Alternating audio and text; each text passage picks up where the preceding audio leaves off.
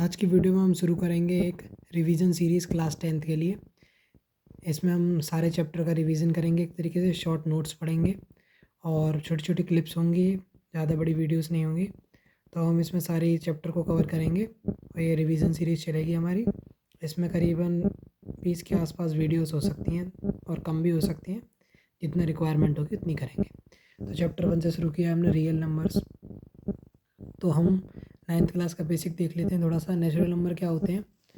जो भी positive number हैं सारे, जो कि 1 से शुरू होते हैं, यानी 1 2 3 dot dot dot dot infinite तक। होल नंबर क्या होते हैं? होल नंबर में बस 0 इंक्लूड हो जाता है। इंटीजर्स क्या होते हैं? इंटीजर्स यानी पूरे नंबर, यानी पूर्णांक। तो इसमें पॉजिटिव भी आते हैं और नेगेटिव भी, यानी माइनस इन्फिनिटी से क्या कहते हैं, -3 -2 -1 0 1 2 डॉट डॉट डॉट ऐसे करके। रेशनल नंबर क्या होते हैं? जो पी बाई क्यू की फॉर्म में रिप्रेजेंट हो सकें, जहाँ पर क्यू 0 के बराबर नहीं है, और irrational number P by Q की फॉर्म में नहीं हो सकते। एक तरीका तो ये होता है रेशनल और इरेशनल को बताने का।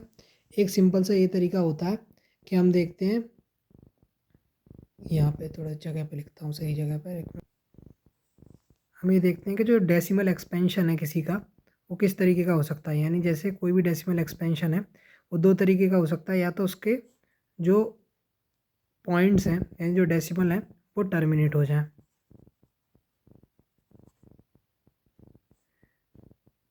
एक हो सकता है कि वो नॉन टर्मिनेटिंग हो, यानी कभी ख़त्म ही ना हो। हम डिवाइड लगाए जा रहे हैं, लगाए जा रहे हैं। तो अगर टर्मिनेटिंग है तो पक्का रेशनल नंबर ही है।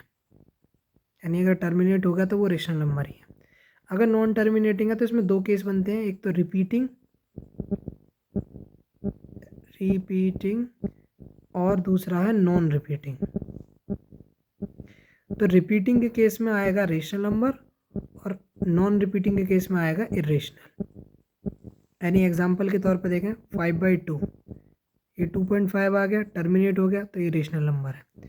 और अगर कोई देखें, यानी 17/3, इसको डिवाइड लगाएंगे, 3 5 जो 15, पॉइंट लगाया, 3 6 जा 18, 3 6 जा 18, ऐसे करके 6 रिपीट हो रहा है।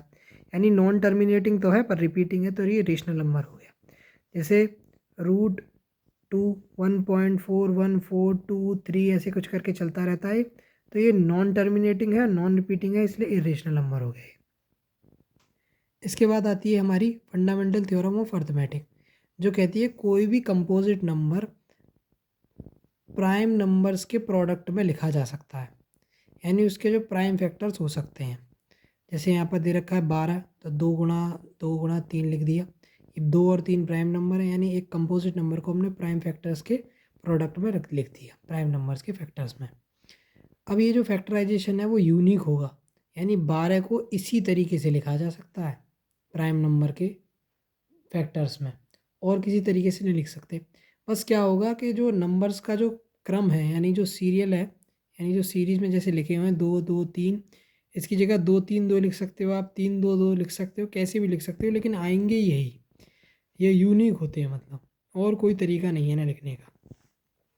फिर आते हैं हमारे पास इस चैप्टर में एलसीएम। एलसीएम क्या होता है? Least common multiple.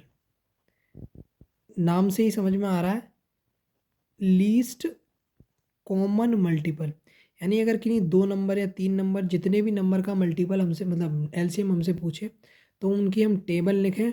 उस टेबल में जो सबसे छोटा नंबर कॉमन जो आ रहा हो, जो कॉमन आए, उनमें सबसे छोटा नंबर जो होगा वो एलसीएम होगा। एचसीएफ क्या होता है? Highest common factor. राइटिंग थोड़ी सी गंदी लिख रहा हूँ मैं, उसके लिए सॉरी।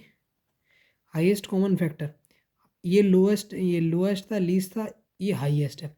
यानी अगर किन्हीं 2 या 3 जितने भी नंबर दे रखे हैं उनके कॉमन फैक्टर देखें, उनमें सबसे बड़ा जो कॉमन फैक्टर होगा वही एचसीएफ होगा।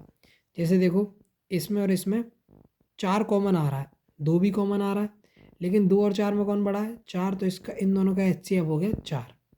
लेकिन इसमें 3 भी कॉमन है, तो इन दोनों का एचसीएफ हो गया 12। तो ये ध्यान रखना है आपको ये देखना है कॉमन कितना है, उन सब में सबसे बड़ा कॉमन जो है वो एचसीएफ हो जाएगा।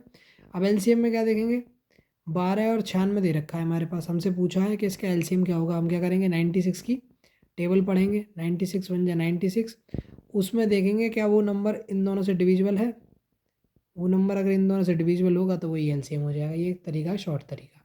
बाकी और भी मेथड होते हैं, लॉन्ग डिवीजन मेथड है हमारे पास, या आप फैक्टर करके भी निकाल सकते हैं। तो हमारे पास देखो ये एलसीएम और एचसीएफ बराबर क्या होता है, प्रोडक्ट ऑफ द नंबर। हमारे पास ये फॉर्मूला है। एक क्वेश्चन दे रखा है कि एचसीएफ दे रखा है 2 नंबर का 9, एलसीएम बताना है। तो आप क्या कर सकते हैं, ऐसे एलसीएम निकालो और वेरीफाई करके चेक कर लो, या फिर इस फॉर्मूले में एलसीएम की वैल्यू निकालनी है, एचसीएफ को यहाँ डिवाइड में भेजो, ऐसे करके एलसीएम निकाल। तो ये आज की वीडियो में इतना ही, मिलते हैं आपसे अगली वीडियो में, तब तक के लिए बहुत बहुत धन्यवाद।